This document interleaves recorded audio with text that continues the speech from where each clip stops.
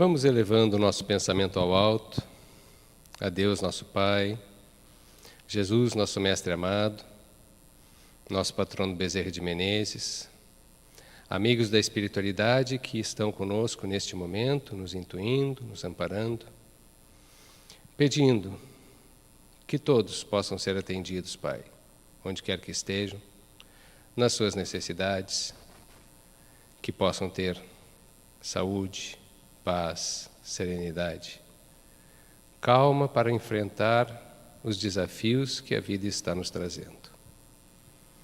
Que possamos, cada vez mais, continuar confiando no amparo da espiritualidade maior.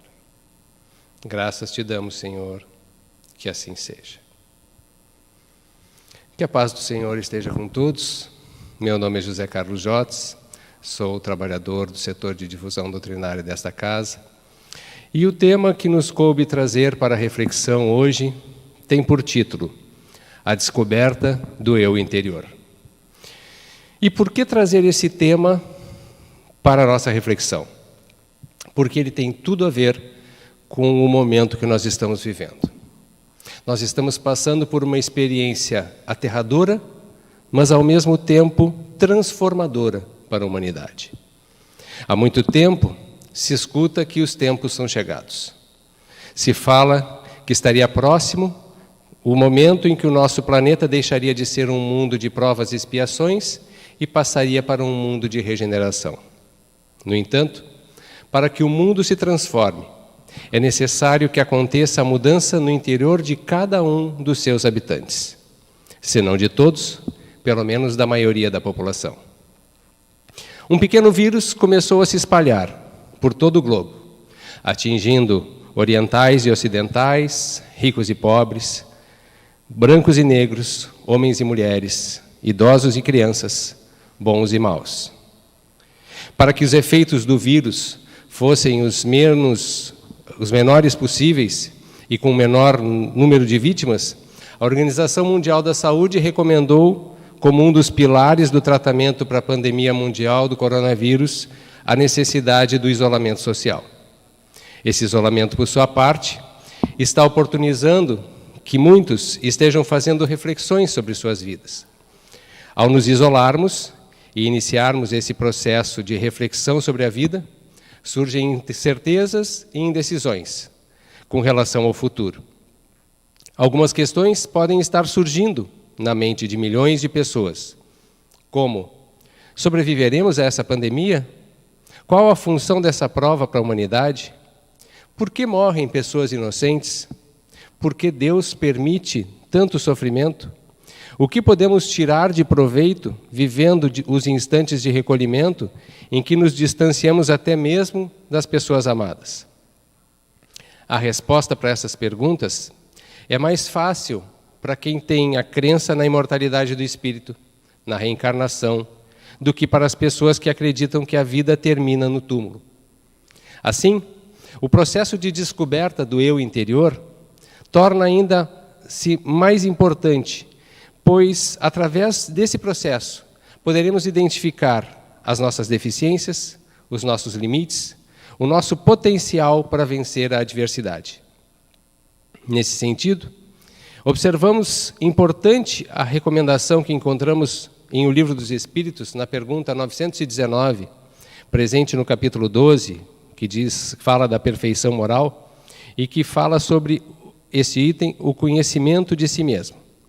A pergunta é a seguinte: qual é o meio prático e mais eficaz de se melhorar nesta vida e resistir aos arrastamentos do mal?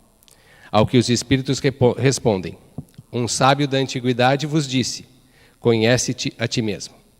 Kardec, desejando uma resposta mais precisa, continuou: compreendemos toda a sabedoria dessa máxima. Porém, a dificuldade está precisamente em se conhecer a si mesmo. Qual é o meio de o conseguir? A resposta do Espírito de Santo Agostinho foi a seguinte: fazei o que eu fazia de minha vida sobre a terra. Ao final da jornada, eu interrogava minha consciência, passava em revista o que fizera, e me perguntava se não faltara algum dever se ninguém tinha nada a se lamentar de mim. Foi assim que consegui me conhecer e ver o que havia para reformar em mim. Aquele que todas as noites evocasse todas as ações que praticara durante o dia e inquirisse de si mesmo o bem ou o mal que houvera feito, rogando a Deus e ao seu anjo da guarda que o esclarecessem, grande força adquiriria para se aperfeiçoar, porque, crede-me, Deus o assistiria. Dirigi, pois, a vós mesmos perguntas, interrogai-vos sobre o que tendes feito, e com que objetivo procedestes de tal ou qual circunstância, sobre se fizestes alguma coisa que, feita por outrem, censuraríeis, sobre se obrastes alguma ação que não ousaríeis confessar. Ou seja, vemos que o conhecimento de si mesmo, além de se identificar as questões que são necessárias, precisa ter a ação, precisa ser traduzido em ação. O processo de descoberta do eu interior inicia com perguntas básicas, como: quem sou eu ou qual o motivo da minha existência? Se alguém nos pergunta quem somos, a tendência é nos descrevermos através de adjetivos ou denominações relacionadas com a nossa aparência física, com a nossa posição social, com a nossa atividade profissional, com as nossas relações de parentesco. Assim, por exemplo, talvez já tenha se ouvido alguém comentar, quando foi responder essa pergunta, dizendo, por exemplo, que é José, filho de Maria, irmão de Pedro, pai de João, esposo de Marta. Isso, por acaso, identifica alguma virtude do espírito que habita esse corpo? Pode-se ainda referir ao ser questionado que é um dentista, um advogado, um funcionário público, um jogador de futebol. Imagine que essa pergunta seja feita na espiritualidade logo após o seu desencarne. Isso fará alguma diferença? Pode-se ainda utilizar de alguns atributos físicos para responder essa questão. Eu sou o gordinho da turma, o baixinho da aula, o narigudo do trabalho, o alemão da banda. Todas essas denominações se referem ao ser humano encarnado. Ao respondermos desta forma, estamos nos referindo ao nosso estado transitório como espíritos, que vestem uma roupagem física, mas não estamos nos referindo à nossa essência. Nós não somos pai, marido, filho, advogado, dentista. Nós estamos em cada uma destas situações. Nós estamos vestindo um corpo de carne com determinadas características, aquelas especificamente que nós necessitamos para desenvolver as qualidades que nós viemos conquistar ao longo da encarnação. Estamos inseridos num grupo familiar, dentro do qual temos sentimentos que podem ser desenvolvidos ou emoções negativas que necessitam ser resgatadas e controladas. Cada ser humano nasce numa região do globo terrestre, seja porque tem afinidades com o local, com o povo, ou a missão de auxiliar a desenvolver aquele agrupamento de pessoas em determinadas virtudes que ele já conseguiu evoluir. Pode, ao mesmo tempo, aprender outras virtudes que lhe falta conquistar. Somos mais que um corpo físico que nasce, cresce, se desenvolve e morre. Não surgimos por acaso. Uma das respostas mais brilhantes que encontro para a pergunta quem sou eu, ou no caso seria quem somos nós, é atribuída ao padre francês Pierre Teilhard de Chardin, que diz o seguinte: não somos seres humanos vivendo uma experiência espiritual, somos seres espirituais vivendo uma experiência humana. Para uma pessoa que percebe a vida somente do ponto de vista material, essa frase não parece ter muito sentido. É mais fácil aceitá-la quando se acredita que existe uma vida espiritual, que o espírito é imortal, que teremos diversas reencarnações para completar nosso processo de evolução espiritual. Quando nos identificamos como seres espirituais, vivendo transitoriamente uma experiência humana, conseguimos mais facilmente direcionar o nosso olhar para aquilo que realmente viemos fazer durante a nossa breve existência no plano físico. Estamos aqui para desenvolver as virtudes necessárias para nós podermos um dia habitarmos os planos felizes. Essa é a resposta para a questão: qual o motivo da minha existência? Joana de Ângeles, no livro Autodescobrimento, através da psicografia de Divaldo Pereira Franco, ressalta a importância do conhecer a si mesmo para conseguir alcançar as mudanças necessárias. Joana salienta a importância de cada um de conscientizar-se da sua origem divina e das potencialidades que existem no seu interior. Buscar o autodescobrimento possibilita que cada pessoa possa identificar os seus limites, as dependências que ainda existem, as verdadeiras e falsas aspirações, os enganos do ego. Todos nós temos um enorme potencial a desenvolver, considerando que todos nós tivemos uma origem comum. Falando como espíritos, fomos dotados das mesmas potencialidades. Se hoje presenciamos diferenças entre as pessoas que encontramos ao nosso redor, é porque algumas tiveram mais agilidade, mais vontade, mais perseverança, mais determinação, mais coragem do que outras. Acreditando num Deus justo, não se pode conceber que Ele pudesse criar seres tão distintamente diferentes, com inteligência, saúde e potencialidades maiores para uns e menores para outros. Aceitar essa diversidade como acaso é, no meu entendimento, a negação da existência de Deus. Somente a explicação da necessidade das diversas reencarnações para que exista um desenvolvimento do espírito nessa busca de maior conhecimento e evolução pode justificar tamanhas desigualdades. Nossos instintos primários precisam de disciplina para serem canalizados e transformados em sentimentos. A falta de espiritualidade, da crença na sobrevivência do espírito após a passagem pelo corpo físico, contribui para as nossas escolhas e as consequências destas. Os impulsos vindos do espírito, através de emoções descontroladas, como medo, raiva, tristeza, estimulam o aparecimento de doenças no corpo. Esses impulsos não disciplinados, segundo Joana de Ângeles, geram estados ansiosos ou depressivos, sensação de inutilidade, receios e inquietações que se expressam ciclicamente e que a longo prazo se transformam em neuroses, psicoses e perturbações mentais.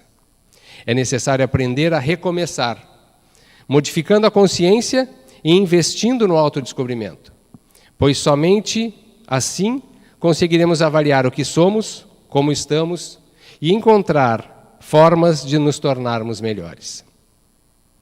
Só conseguimos perceber esses impulsos fazendo esse exercício de olhar para dentro de si mesmo.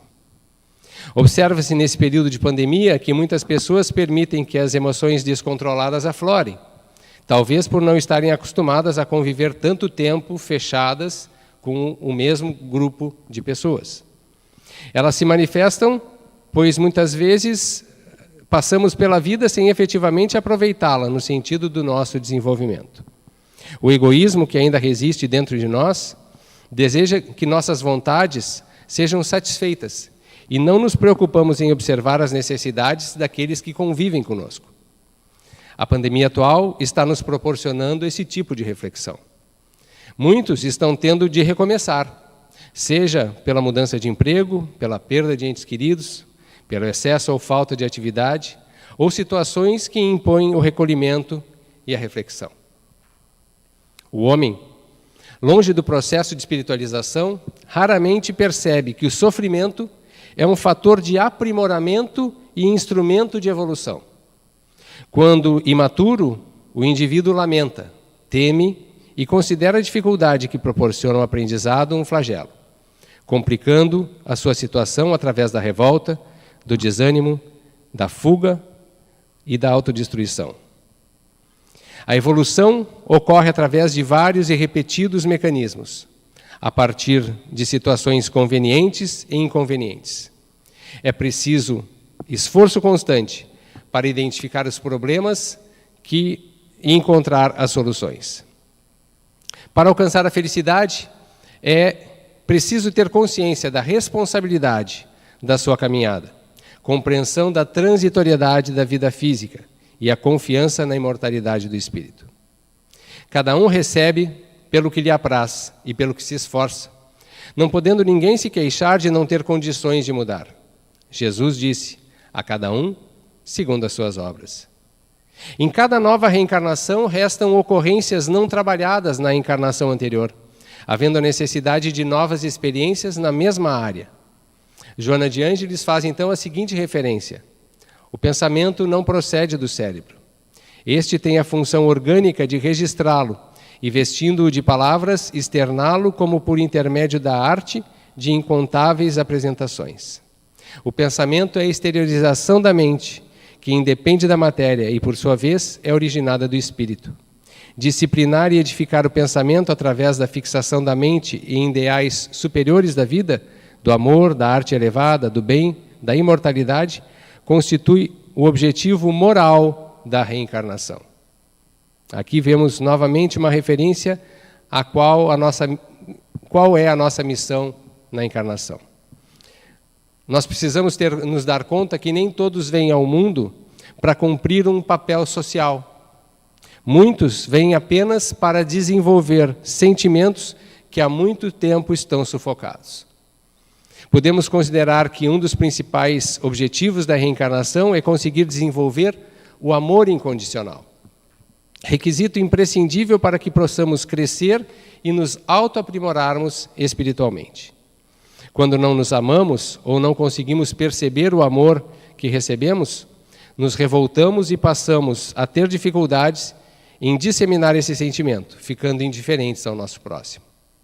No desequilíbrio entre espírito e corpo físico surgem as doenças, pois nosso físico responde à harmonia ou à desarmonia vibratória do nosso ser.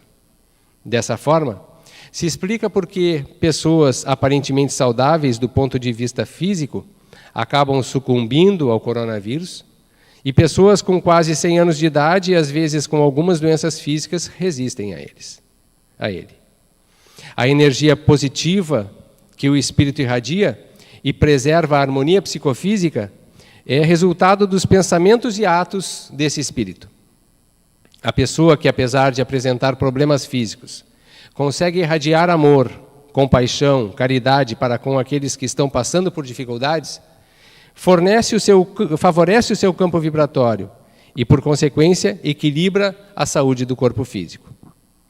Havendo campos vibratórios dissonantes, as bactérias e vírus se instalam e, devido à falha na energia vital, as células de defesa deixam-se destruir e perdem força. Da mesma forma, surgem então os conflitos psicológicos e psiquiátricos. As causas reais da doença têm origem no espírito, agente de todos os acontecimentos relacionados ao ser humano. Fatores como estresse, problemas socioeconômicos, psicossociais ou emocionais, vírus ou bactérias, são fatores desencadeantes do processo de doença do corpo. Aquilo que chamamos de herança genética tem relação com as energias negativas que armazenamos no perispírito e que trazemos de outras vidas. Entre as alternativas para auxiliar na recuperação do equilíbrio psíquico e físico, podemos citar a introspecção, a alegria, a reflexão, o cultivo de ideais superiores e a oração, que constituem terapias avançadas. Diversas virtudes necessitam ser desenvolvidas. Ao longo das diversas existências que todos nós tivemos, já desenvolvemos algumas delas, mas também recaímos em hábitos inadequados por diversas vezes.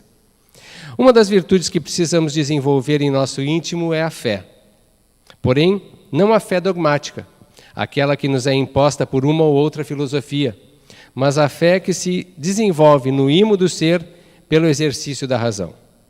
Conforme o Evangelho segundo o Espiritismo, no seu capítulo 2, temos que a ideia clara e precisa que se faça da vida futura proporciona inabalável fé no porvir, fé que acarreta enormes consequências sobre a moralização dos homens, porque muda completamente o ponto de vista sob o qual encaram eles a vida terrena.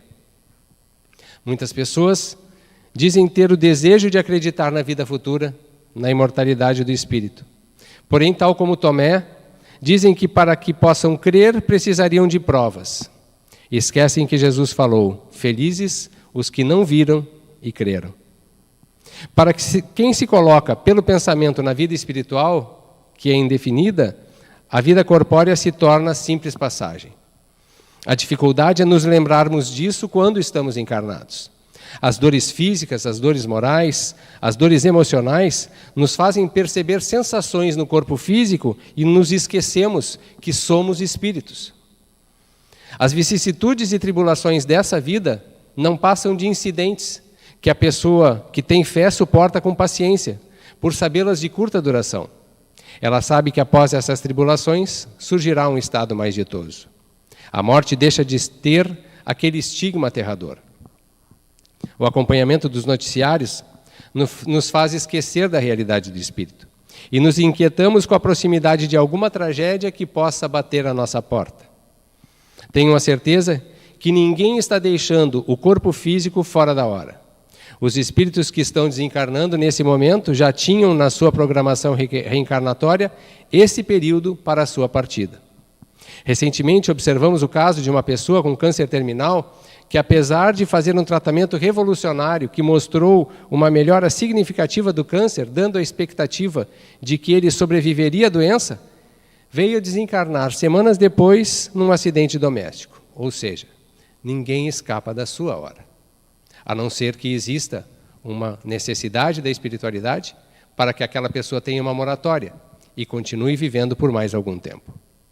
O que não significa que não devemos fazer todo o possível para nos curarmos, porque ninguém sabe quando é a sua hora, somente espiritualidade maior.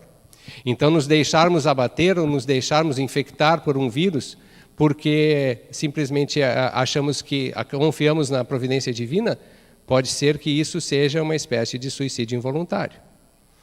Quando focamos o eu interior, o espírito imortal, começamos a perceber que grande parte do sofrimento que temos se baseia na interpretação que fazemos da vida física, da interpretação da sua temporariedade. Sabendo temporária e não definitiva a sua estada no lugar onde se encontra, menos atenção presta às preocupações da vida, resultando daí uma calma do espírito que tira aquela muito do seu amargor. Pelo simples fato de duvidar da vida futura, o homem dirige todos os seus pensamentos para a vida terrena. Considerando somente a vida corpórea, vastas proporções, assume tudo o que rodeia o mundo material. O mal que o atinja, como o bem que toca aos outros, grande importância adquire aos seus olhos. Quando falamos da fé, é importante cuidar para não cairmos, como já disse, na fé dogmática. Deus nos auxilia de diferentes formas, mas cada um precisa fazer a sua parte. Há alguns dias, vi uma reportagem em que uma mulher numa fila de espera, lotada, sem máscara, questionada se ela não tinha medo de se contaminar, respondeu que não porque ela tinha fé. Esse é um exemplo de fé dogmática, que não leva em consideração que Deus ajuda a quem se ajuda. Nessa hora me lembrei de um conto que talvez muitos de vocês conheçam. Certo dia, houve uma enchente que arrasou toda uma cidade. O nível de água subira tanto que os moradores começaram a abandonar as suas casas, utilizando botes e canoas para isso. Um homem que dizia acreditar muito em Deus, subiu no telhado da sua casa e ficou lá esperando a enchente acabar.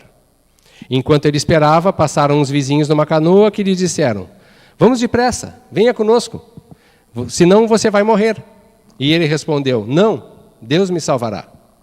O nível de água subiu mais um pouco, alcançou a altura do telhado em que estava o homem. Eis que passa uma outra canoa em que muitas pessoas gritavam: "Venha rápido, você vai morrer." E ele respondeu novamente: "Não, Deus me salvará." A água já estava cobrindo o telhado quando passou um helicóptero que tentava resgatar vítimas. O helicóptero ficou parado sobre a casa e uma corda foi lançada para resgatar o homem.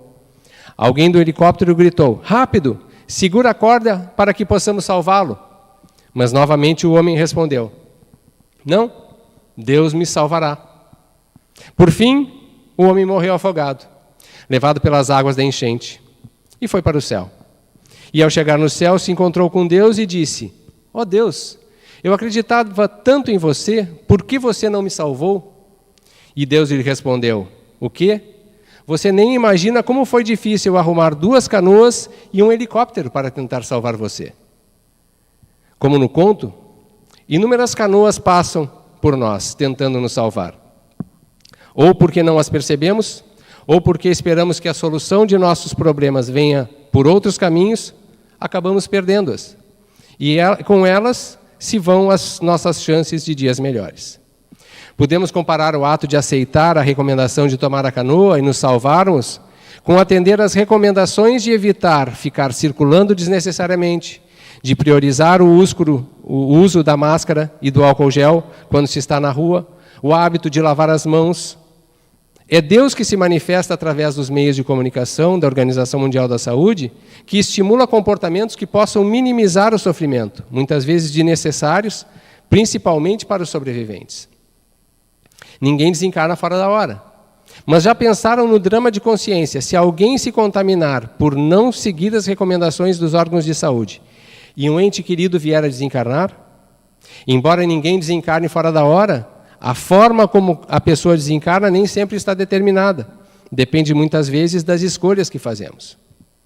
No livro Amor, Imbatível Amor, Joana de Ângeles nos coloca o seguinte: enquanto os impulsos sobrepujarem a razão nos choques dos interesses do gozo insensato, enquanto houver a predominância da natureza animal sobre o espiritual, enquanto as buscas humanas se restringirem aos limites estreitos do hoje e do agora, sem compreensão das consequências do amanhã e do depois, o ser humano arrastará a canga do sofrimento, estorcegando-se nas rudes amarras do desespero. Ao avançar na sua caminhada de crescimento espiritual, o indivíduo necessita examinar como reage diante de si próprio, qual a sua conduta em referência ao próximo e como desenvolver os valores íntimos em relação a si e aos outros. Todos nós possuímos comportamentos que podem ser potencialmente danosos em relação a nós e às outras pessoas. É preferível chamar esses comportamentos de limitantes do que batizá-los de errados ou equivocados. Quando negamos que temos determinados tipos de comportamento limitantes, estamos criando transtornos, barreiras e dificuldades que irão dificultar ainda mais a nossa mudança. Por isso que é tão importante essa descoberta do eu interior. Viver com consciência é viver de modo a encarar a realidade sem se esconder dela. O reconhecimento de que precisamos modificar é o primeiro passo. Todos nós possuímos manias e hábitos que já estão arraigados dentro de nós há muitas encarnações. É comum verificarmos um certo padrão de comportamento e observarmos, após identificá-lo, que cada vez que o praticamos, nos sentimos mal. Porém, muitas vezes pouco ou nada fazemos para modificá-lo. E isso se chama viver de forma inconsciente.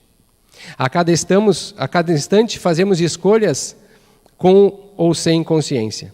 Podemos correr risco com consciência quando nos informamos de todas as possibilidades de resultado num determinado empreendimento, ou assumirmos riscos sem consciência, adotando comportamentos sem verificar as possíveis consequências. No fundo, a vida é feita de escolhas. Uma das nossas tarefas é aprender a prática do amor em toda a sua amplitude, como já dissemos. E isso se torna mais fácil buscando esse autodescobrimento. Mesmo que tenhamos dificuldade de praticar o amor de forma integral, e mesmo que tenhamos que viver centenas de encarnações para conseguir evoluir nesse sentimento sublime, devemos tê-lo sempre como meta: desenvolver o amor dentro de nós. Crescer significa caminhar rumo à perfeição. Para tanto, devemos dar o primeiro passo. E a cada novo passo, mais e mais perto estamos do nosso objetivo. Se hoje estivermos agindo de modo mais integrado com essas ideias, procurando sempre reavaliar nossos comportamentos, já teremos crescido um pouco mais. Após aceitarmos e reconhecermos que temos algo a mudar, o passo seguinte para uma mudança, seja qualquer ela que for, é saber o que pretendemos mudar. A prática da autoanálise nos faz viver num mundo mais real. Porém, são poucas as pessoas que têm o hábito de se autoanalisar. Se nós deixarmos de analisar o nosso comportamento ou o nosso temperamento, estaremos fechando os olhos para aquelas formas de comportamento inadequado que apresentamos e que nos prejudicam, dificultando ou mesmo impedindo as nossas mudanças. Quando aceitamos a nós mesmos, com as imperfeições que ainda temos, significa que estamos dando mais um passo para modificar o nosso ser. Assim, cada um pode nesse momento de recolhimento que a pandemia nos oferece, observar o que pode modificar em si. As mudanças que devem ser priorizadas são as mudanças do espírito, ou seja, as relacionadas com as suas atitudes, seus comportamentos, seus sentimentos, seus hábitos, suas reações, suas representações mentais, suas crenças. Além disso, uma forma de se identificar essas questões do espírito que nós precisamos modificar é prestar atenção em detalhes como a forma como falamos, o nosso tom de voz, os atos, as nossas palavras. Isso pode nos auxiliar a identificar o que estamos precisando mudar em nosso íntimo, para estarmos aptos a continuar a nossa evolução nesse planeta, participando desse processo de regeneração. Para encerrar, lembramos a frase que está presente no Evangelho segundo o Espiritismo, no capítulo 17, Sede perfeitos. Reconhece-se o verdadeiro espírita pela sua transformação moral e pelos esforços que emprega para domar suas inclinações más. Então, mesmo que ainda não tenhamos adquirido todas as virtudes, não temos ainda a perfeição, porque nós estamos num processo de evolução. O importante é estarmos sempre procurando fazer o melhor possível a cada dia, sermos melhores hoje do que éramos ontem. E conseguindo fazer isso, nós estamos contribuindo para o processo de evolução do planeta. Vamos então, mais uma vez, elevar o nosso pensamento ao alto, a Deus, a Jesus, Maria de Nazaré, Bezerra de Menezes, amigos da espiritualidade, agradecendo por este momento em que podemos compartilhar conhecimento, estimular para que as pessoas continuem na sua caminhada com fé, com amor, com esperança, de que dias melhores virão. Tudo passa, e isso também passará. Graças te damos, Senhor, hoje e sempre, que assim seja.